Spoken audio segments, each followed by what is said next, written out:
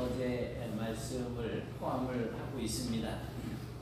만약 여러분들께서 한 2000여 년 전에 살았었고 또 오늘 본문에서 이렇게 나타나고 있는 것처럼 여러분에게 찾아온 천사들에게 대단히 중요한 이 소식을 다른 사람들에게 전달하라고 하는 이 부탁 혹은 명령을 받았다면 여러분들은 어떻게 하시겠습니까?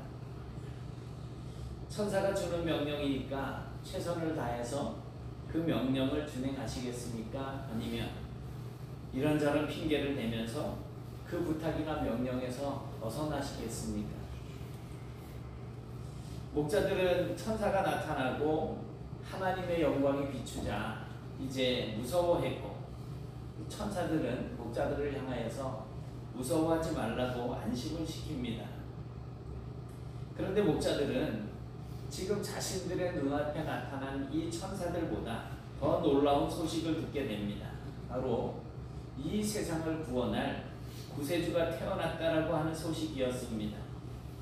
그리고 자신들은 지금 바로 그 구주가 태어난 그 장소로 달려가서 그것을 확인해야지 된다라고 하는 것입니다. 만약 여러분이라면 이러한 상황이 닥쳐왔을 때 어떻게 하시겠어요? 이 세상을 구원할 구세주가 저쪽에 태어났는데 가서 확인해. 그리고 가서 다른 사람들에게 이 소식을 전파해. 어떻게 보면 그런 명령이나 부탁을 받았다는 그 자체보다 더 중요하게 생각할 수 있는 부분이 있습니다. 천사는 왜 하필이면 그 목자들에게 가서 그런 부탁을 했을까라고 하는 것입니다. 왜 수많은 사람들이 있는데 하필이면 그 사람들이었을까? 왜냐하면 적어도 천사들이 누군가에게 부탁할 때는 아무에게나 하지는 않았을 거라는 거죠. 착한 사람이 있고 나쁜 사람이 있다면 착한 사람을 선택했을 것이고, 어떠한 이 소식을 전할 수 있는 일에 적합한 사람을 이제 찾아서 만났을 거라는 거예요. 그러니까 이 목자들은 무언가 우리가 알지 못하는, 알 수 없는, 하지만 그런 부탁을 받을 만한 어떤 자격이 있지 않았을까 하는 생각을 할 수가 있겠습니다.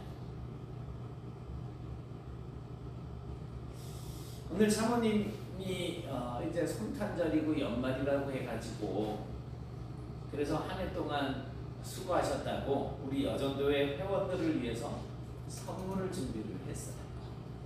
포장을 하고 뭐 스티커를 붙이고 입이 귀에 가서 걸리는데 너무, 아니 그런 거 뭐 하면서 그렇게 기분이 좋을까? 그런데 선물을 하면서 그걸 포장을 하면서 너무너무 즐거워하는, 벌써 저번부터 뭘 할까 막 고민하고 막 그 선물을 검색을 하고 찾고 하더니 뭘 시켜놨어요. 뭐 박스가 이만한 게 2박스가 왔어요. 그래야지 그거를 포장을 하고 그걸 담을 수 있는 또 그 뭐에 그 가방 같은 거 그런 걸 또 시켜가지고 거기다가 어디 집어넣고 또 뭘 조그만한 거 뭐 있어요. 이거 이렇게 생긴 거 그걸 접어가지고 또 이렇게 집어넣고 그래서 싱글벙글 그래. 그것도 방에다가 이제 저 이렇게 갖다 넣어놓고 한꺼번에 안 들고 나오고 3개 들고 나와가지고 포장을 또 해놓고서는 또 들어가서 또 3개 들고 나와. 그걸 한꺼번에 다 안 들고 나오고 뭘 그렇게 3개씩 들고 나오냐 하니까 깔깔깔깔 웃으면서 그냥 그렇게 즐거워하고 좋아하는 거예요.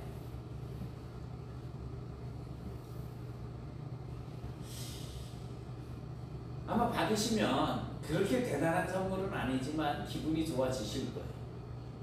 남전도 회원들을 위해서 제가 준비해 놓은 게 없어가지고 죄송합니다. 박희만 장님 저기서 왜 준비했어요? 이 정도로 돼요. 근데 여러분들의 인생에 있어서 정말 가장 값진 선물, 여러분들이 받아본 선물 중에 가장 값진 선물은 어떤 선물이 있습니까? 요즘 제가 우리 주일 학생들은 이리 오면은 코인을 주일마다 이제 한 번도 안 빠지면 첫째 주는 하나, 둘째 주는 2개, 셋째 주는 3개, 넷째 주는 4개, 다섯째 주는 5개 해가지고 그 다음부터 쭉 5개씩 받아요. 이제 어제 주일날 아이들이 나왔으니까 태희 거 5개, 사랑이 거 5개 뭐 이러면서 준단 말이에요. 그러면 이 아이들은 벌써 예배 마치고서 내려가면 막 쫓아서 거부인 막 이러면서 따라와가지고 응? 전안 해. 아 사랑이가 전에는 그랬었는데 요새는 안 그러더라. 요새는 사랑이한테 다 넘겨주더라고. 근데 돌려가지고 막 나오면 진짜 뭐 자기들의 마음에 드는 선물이 거기 있고 아주 싫어하는 선물이 들었어요. 거기에 막 바퀴벌레 이런 것도 들었어요. 거미 막 이런 것도 들었고 뭐 맛있는 그 이런 초코 과자 같은 것도 들었고 젤리 같은 것도 들었어요.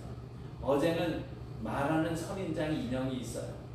그거를 뽑고 막 좋아하고 또 이렇게 태양 그 빛이 이래 비치면은 그 춤추는 인형이 있어요. 이렇게 막 차에다가 앞에다 이래 세워놓기도 하는데 사랑이가 그거 2개를 뽑았더니 태희가 뒤에 오면 이야 사랑아 대박 막 이러면서 막 축하를 해주더라고요. 사실 선물이라고 하는 것이 뭐 받는 사람이 원하는 것보다는 주는 사람의 의도가 더 반영이 되는 경우가 많습니다. 그래서 이번에 여전도 회원들께서도 뭘 받아야지 될까 하나 물어보지도 않고 본인이 정해서 그냥 주는 거예요. 사모님이. 그래서 선물을 받으면 왠지 마음이 설레고 좋기도 하지만 아주 가끔은 내가 기대하는, 내가 원하는 그런 선물이 아닐 때 약간은 또 실망스러울 수도 있습니다. 에게 뭐 이런 걸 줘? 이런 어떤 마음이 생길 수도 있다는 거예요.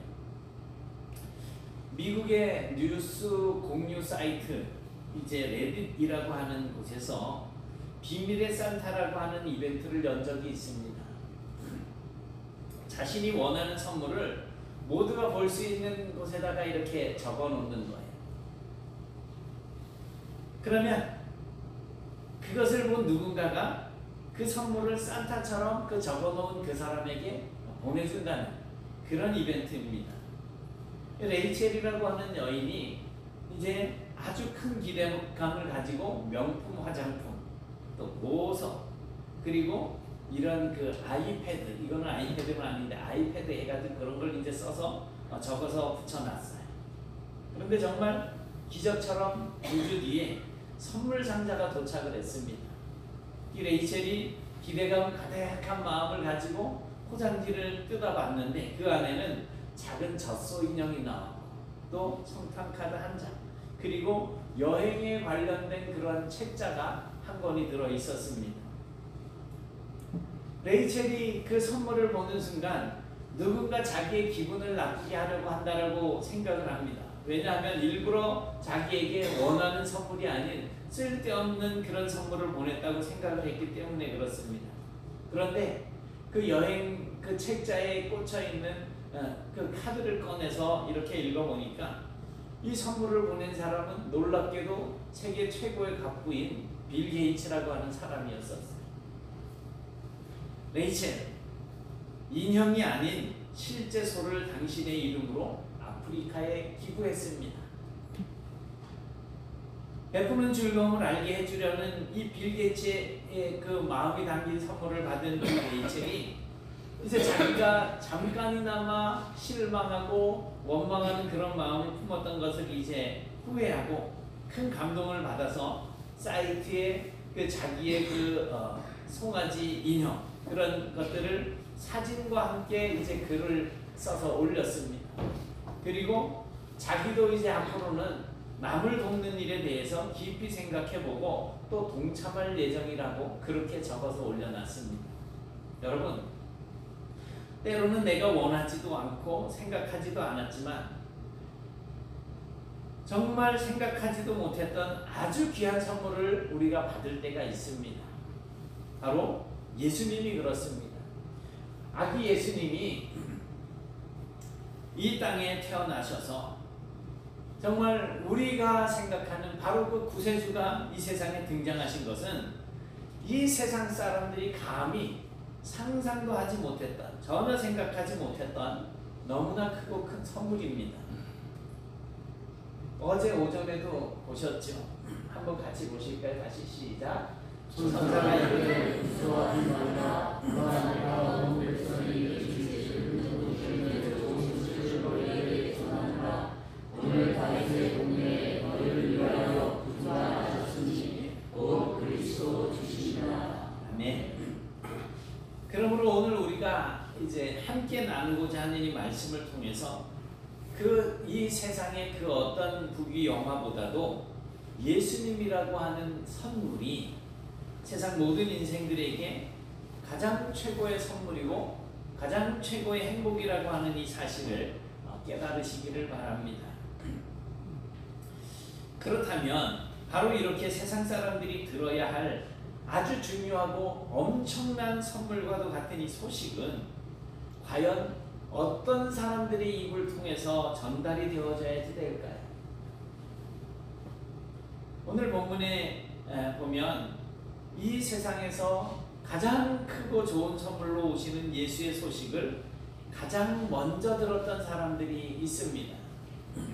바로 목자들이죠. 이들은 베들레헴 근처 지역에서 밤에 양떼를 지키고 있었던 사람들이었습니다. 밤에 잠 안 자고 양떼 지키고 있었던 사람들이. 우리는 이 부분에서 왜 천사들은 세상에 있는 다른 사람들, 모든 사람들보다 하필이면 그 들에서 양떼를 지키고 있는 이 목자들에게 먼저 나타나서 이 소식을 전했을까? 라고 하는 이 질문을 할 수도 있지만 우리는 가장 먼저 이 세상의 구세주로 오시는 이의 그 탄생 소식을 들었던 목자들의 느낌과 감성에 대해서도 생각을 해볼 필요가 있겠습니다. 그들이 어떤 삶을 살고 있었던 사람들일까? 아마도 이 목자들이 양을 치고 있었던 지역은 전통적으로 이제 베들레헴에서 남동쪽으로 약 한 3-4km 정도 떨어진 곳이라고 이렇게 학자들이 추측을 합니다. 그래서 오늘날 현대의 그 지명으로는 벳사울, 혹은 벳사울이라고도 그렇게 부르더라고요. 어쨌든 그 지명인데 성경에서는 베타게렘이라고 이렇게 명명을 한다고 추측을 하고 있습니다. 그런데 이 베타게렘이라고 하는 지역은 성경 역사상에 있어서 아주 중요한 지역입니다. 왜냐하면 이곳은 외갑 족속이 살고 있었던 그런 지역이기 때문입니다. 느헤미야 3장 14절을 우리 잠깐 같이 보실까요? 시작. 분노는 베타게렘 지방을 다스리는 레갑의 아들 말기야가 준수하여 문을 세우며 문짝을 달고 자물쇠와 빗장을 갖추었고, 이제 포로지에서 돌아와서 성벽을 재건하는 이러한 가운데에 레갑 족속이 분문을 이제 재건하는 그러한 장면을 기록하고 있습니다. 사실 레갑 자손은 성경의 역사적으로 겐 족속이라고도 칭했습니다. 그리고 겐 족속은 모세의 장인인 이드로가 속한 족속이었습니다. 모세가 미디안 광야에서 양치는 일을 했으니 이들은 원래 광야, 사막에서 거하던 그런 사람들이었습니다.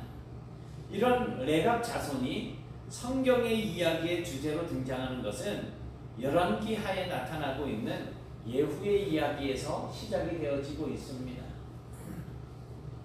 열왕기하 9장 5절에 나타나고 있는데요. 예후는 원래 요람의 군대 장관입니다.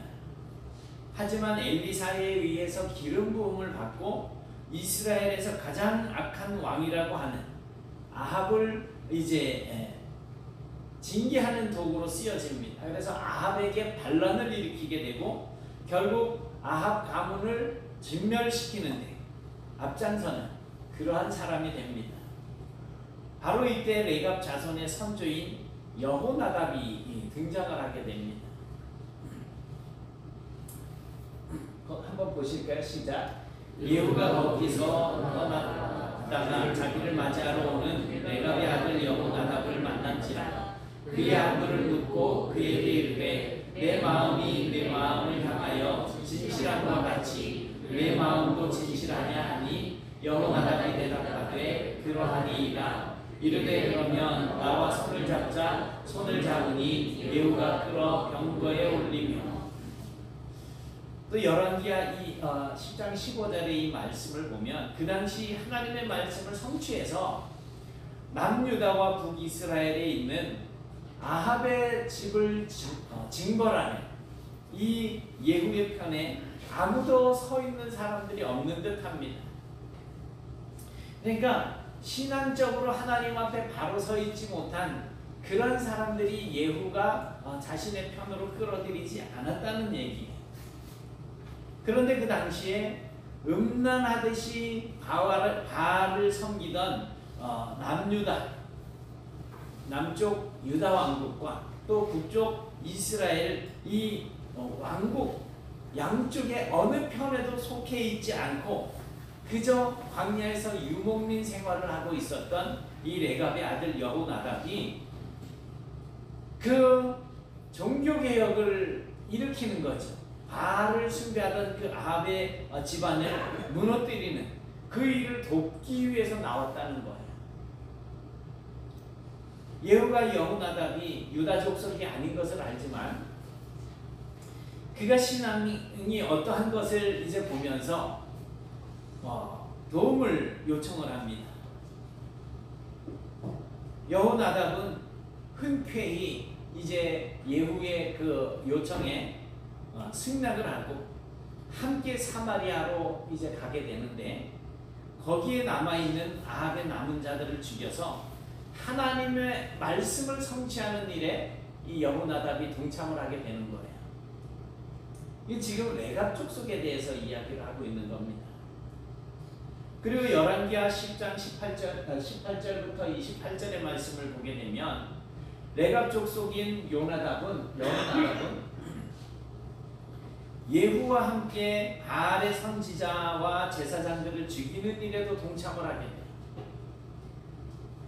이렇게 해서 예후는 북쪽 이스라엘을 오염되게 했던 바알 신앙, 그 우상을 숭배하던 신앙을 완전히 제거하는 데 성공을 하게 됩니다. 이후에 레갑의 아들 여호나답은 자기의 자손들에게 하나님을 더 잘 섬기게 하기 위해서 금하는 것이 있었어요. 한번 같이 보시겠습니다. 시작.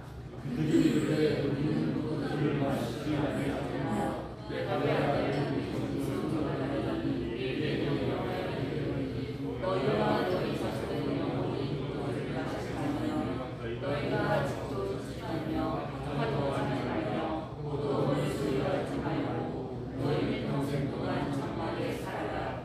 그리하면 너희가 머물러 사는 땅에서 너희 생명이 길리라 하였으므로 평생 집 짓지 말고 장막 생활을 하라고 이야기를 해요. 그래서 이들은 광야에서 목축하는 그런 일을 감당을 하게 되는데 포도주도 마시지 말고 농사도 짓지 말라는 거예요. 왜냐하면 농업과 이 바알신이 그때 당시에 우상을 섬기는 사람들 사이에는 어떤 존재였었느냐 하면 풍요의 신이었습니다. 농업 신이었고 풍요의 신이었었어요. 그래서 농사를 짓고 하는 이 사람들에게 있어서 바알은 너무나도 유혹적인 존재였습니다. 물론 우상이고 아무것도 아닌 존재지만 바닷가에 가면 용왕을 섬기는 것처럼 그런 어떤 존재가 되어 있었던 거예요. 따라서 이 레갑 족속도 농사를 지으면서 살게 되면 바알 우상에 빠질 수가 있었다는 거예요. 너무나 쉽게 빠질 수가 있었기 때문에 그래서 그들은 농사 짓는 삶을 살지 말라는 거예요. 왜? 바알의 신앙에 빠지게 될까? 그래서 이들이 유목민 생활을 하게 됩니다. 이렇게 예레미야 35장을 보면 이러한 레갑 자손이 어떻게 믿음 생활을 해왔는가가 이제 잘 나타나고 있습니다. 예레미야 35장 1절에 보면 유다왕 요시아의 아들 여호야김 때에 하나님의 말씀이 예레미야에게 임합니다. 여호야김은 남유다 왕국의 18대 왕으로서 이때는 예수님 태어나시기 전에 약 600년 전이에요. 그러니까 BC 600년의 그 무렵인데 요 때가 바로 남유다가 멸망하기 약 한 15년 전쯤이었었어요. 예후와 요나답의 시대로부터 약 250년 정도가 지나간 시절이었습니다. 이때는 남쪽 유다 왕국도 하나님을 떠나서 그 신실함을 잃어버린 그러한 때였습니다. 그래서 하나님은 이스라엘의 그 신실하지 못함 때문에 레갑의 자손을 통해서 이스라엘 백성들에게 교훈을 주고 있습니다.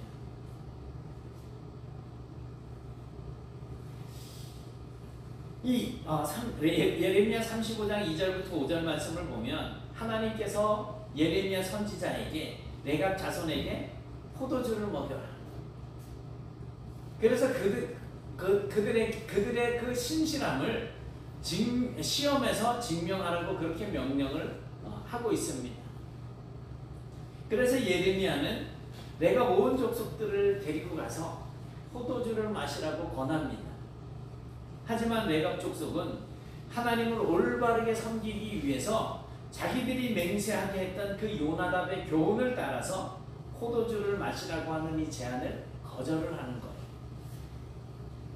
하나님께서는 이런 레갑 자손의 신실함과 또 대조적으로 우상 숭배에 빠져 있었던 이스라엘의 불성실함을 이렇게 비교해주고 있는 것입니다.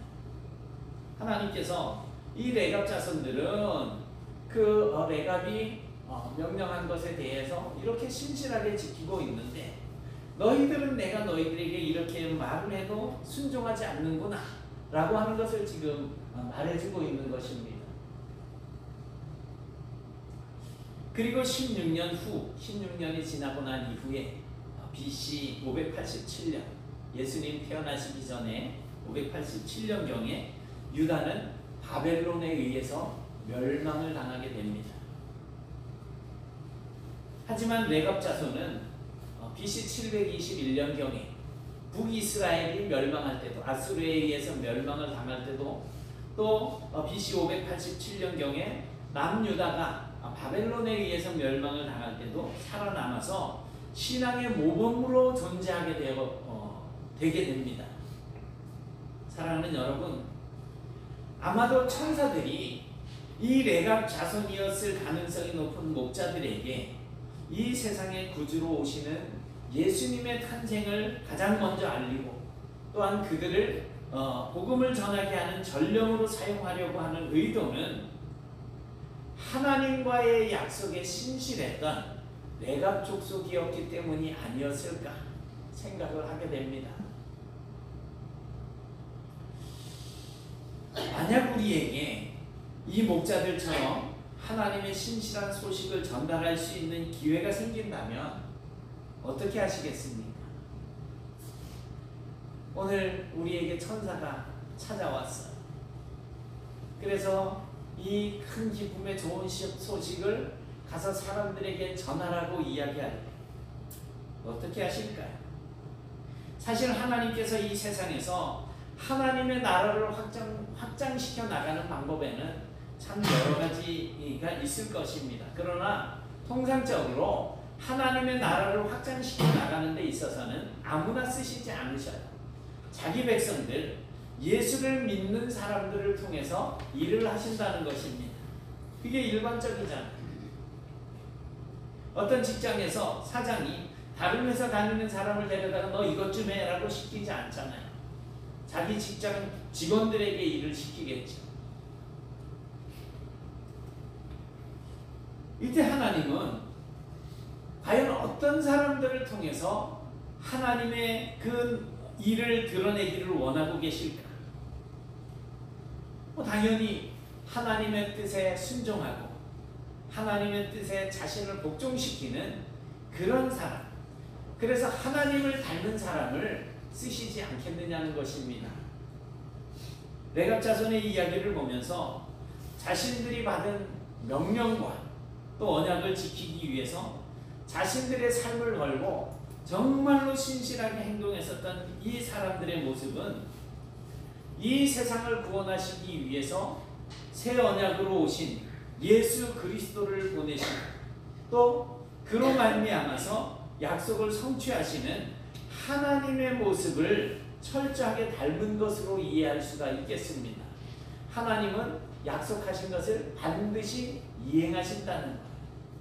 그런데 내각 족속들이, 그 후손들이 그 하나님을 신실하게 섬기기 위해서 그렇게 헌신하고 믿음을 지키고 우상을 숭배하지 않기 위해서 자신들의 삶을 정하고 살아가는 이러한 모습들을 볼 수가 있잖아요. 하나님께서 아브라함에게 야, 너 100살에 얻은 너희 아들 이삭을 나에게 제물로 모리아에 있는 산에 가서 바쳐 라고 했을 때 아브라함이 이 이삭을 가서 장작더미에 올려놓고 칼로 찔러서 제물로 바치려고 했잖아요. 하나님께서 아들을, 죄인들을 용서하시기 위해서 제물로 드리시잖아요. 바치시잖아요. 아브라함의 그 순종, 레갑 족속들의 그 순종, 신실한 그런 삶이 정말 하나님의 마음을 움직이셔서 얼마나 크고 놀라운 일을 행하게 하셨는지를 우리가 생각을 해본다면 정말 우리는 하나님 앞에서 믿음으로 사는 것이 얼마나 큰 일을 감당할 수 있는 것인지를 생각할 수가 있습니다.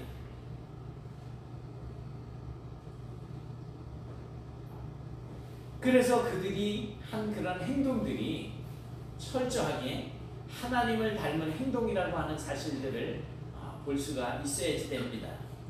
오늘 본문을 통해서 생각해 본 것처럼 하나님은 소식을 전할 만한 자를 찾아서 그들에게 그 소식, 그 복음을 전파하는 사명을 맡기는 것으로 이해할 수가 있습니다. 오늘날 우리에게 그 사명을 맡겨주셨어요.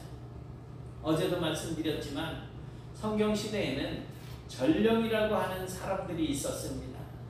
그런데 그 전령 가운데서도 좋은 소식을 전하는 전령이 있었고 또 그가 오면 나쁜 소식을 가져오는 그러한 사람들도 있었습니다.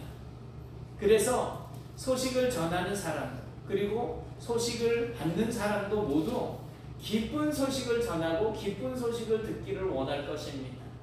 우리나라는 무소식이 희소식이다 이런 말이 있기는 하지만 어떤 소식이 들려올 때 그래서 누군가 흔히 그런 이야기를 하잖아요. 좋은 소식이 있고 나쁜 소식이 있어. 뭐부터 들을래? 그러잖아요. 항상 우리 귀에는 좋은 소식과 나쁜 소식이 들려올 수가 있습니다. 그런데 대부분의 모든 사람들은 좋은 소식을 전하고 싶어하고 좋은 소식을 듣고 싶어 할 것입니다. 그런데 하나님도 그렇게 하시지 않겠습니까? 이 세상을 구원할 구세주가 태어나셨다라고 하는 그 중요한 소식을 아무에게나 전하라고 할 수는 없습니다. 또 그 귀한 선물로 오시는 예수 그리스도의 소식을 듣는 사람들의 입장에서도 정말 안 좋은 사람들의 입을 통해서 그 소식을 듣고 싶어 하지는 않을 것입니다.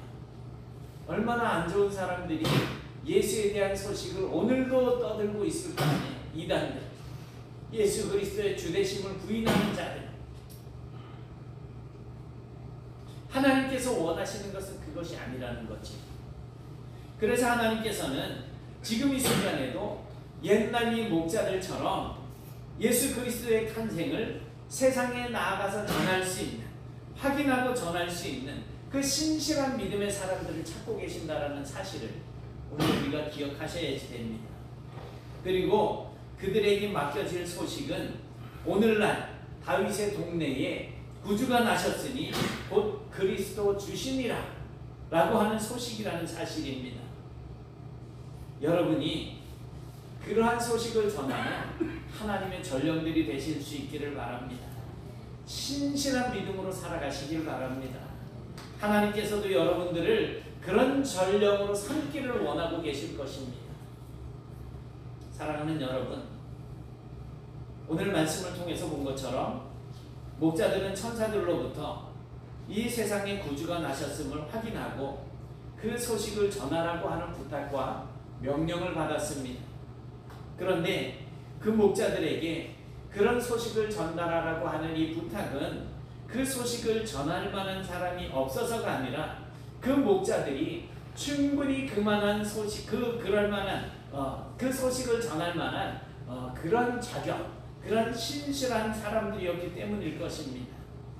하나님께서는 오늘도 지금 이 순간에도 그 목자들과 같은 이 세상에 들려주어야지 될 그 구원의 선물인 하나님의 나라와 예수 그리스도의 복음을 신실하게 전달할 수 있는 전령들을 찾고 계십니다. 우리 네트교회에도 열심을 내는 분들이 계시고 또 새로이 예수를 영접하는 이들이 계신 것은 바로 이러한 사명을 감당하는 분들이 있기 때문입니다. 오늘 저는 정말 이 자리에서 하나님을 예배하고 성탄을 기뻐하는 여러분들, 우리가 바로 그런 전령이 될 수 있을 것이라고 확신을 합니다. 하나님의 말씀을 꽉 붙드시고 정말 하나님의 그 언약에 신실한 성도가 되셔서 하나님의 눈과 마음에 들어서 정말 복음의 전파의 이 명령을 받게 되는 여러분, 그래서 더 나아가서 큰 기쁨의 소식을 많은 사람들에게 전할 때에 많은 사람들이 우리가 전하는 그 소식을 듣고 주님께로 인도되어져 나오는 이런 하나님의 은혜가 오늘 우리의 삶 속에 풍성하게 누려질 수 있게 되기를 주님의 이름으로 축원합니다. 사랑의 하나님, 고맙습니다. 이 땅에 우리의 모든 죄를 대속하시기 위하여서 오셔서 정말 아버지의 뜻대로 십자가에 달려 죽으심으로 우리의 구원을 이루신 그 주님의 은혜를 기억합니다. 그 일을 감당하기 위하여서 하늘의 영광의 보좌를 버리고 이 땅에 낮고 천한 인간으로 오셔서 모든 연약함을 다 경험하시고 정말 그야말로 저희들을 구원하시기 위해서 고난에 처하는 이러한 주님의 모습을 또한 생각하게 됩니다. 하나님, 이제는 저희들이 주님 오심을 세상에 나가서 증거하는 삶을 살 수 있기를 원합니다. 오늘 목자들처럼 그 소식을 들었을 때에 그 소식에 대한 확신을 가지고 이제 나가서 전파하는 삶을 살아갈 수 있도록 저희들의 마음을 붙잡아 주시고 다스려 주시고 인도하여 주시옵소서. 그러므로 말미암아 오늘날 다윗의 동네에 우리를 위한 구주가 나셨다라고 하는 이 귀한 소식을 세상 만방에 증거하며 살아갈 수 있는 저희들이 되게 하시고 저희들이 이 복음을 전하기 위하여서 정말 하나님의 말씀을 마음에 담고 하나님의 말씀대로 신실한 삶을 살아갈 수 있는 주님 보시기에 선한 삶을 살아갈 수 있는 일꾼들이 되게 하여 주옵소서. 그래서 세상 사람들이 저희들을 보고 하나님 앞에 영광을 돌리는 귀하고 복된 열매들이 맺혀질 수 있도록 저희들을 사용하여 주옵소서. 예수님 이름으로 기도드리옵나이다. 아멘.